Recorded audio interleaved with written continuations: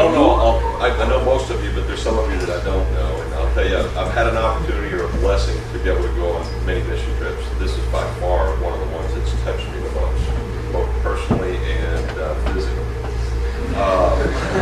So my funny part is on the physical side. It's really exhausting, some of the work that the guys did. I mean, it's really like mentally draining, all this other stuff.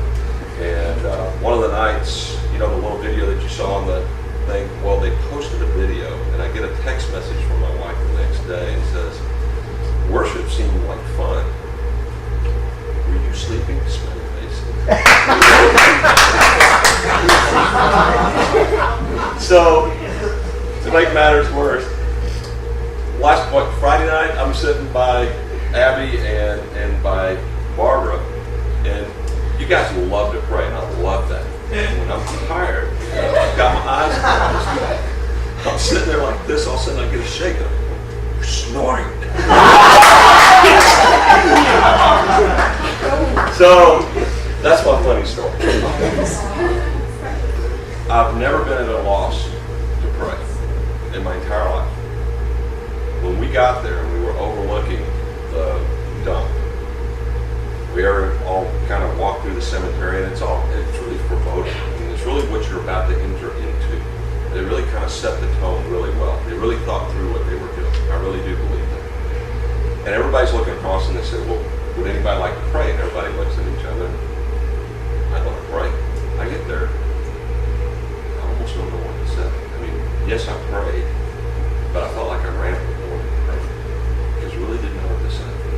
Throughout the week, what I would tell you guys is that we walked through, from the minute we got to the Potter's, we stayed at a beautiful place, and they fed us like kings. They really did.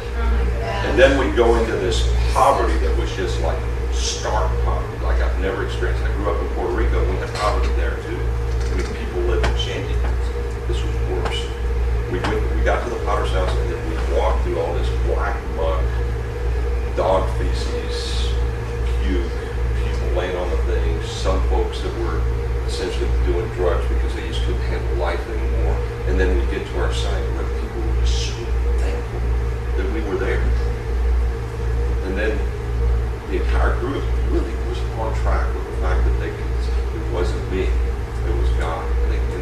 I never heard anybody take credit, which I just in awe.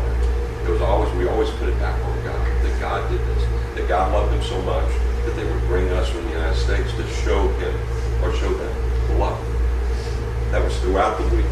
And then at the end of the week, we had this celebration where tears were flowing across the room and everything else.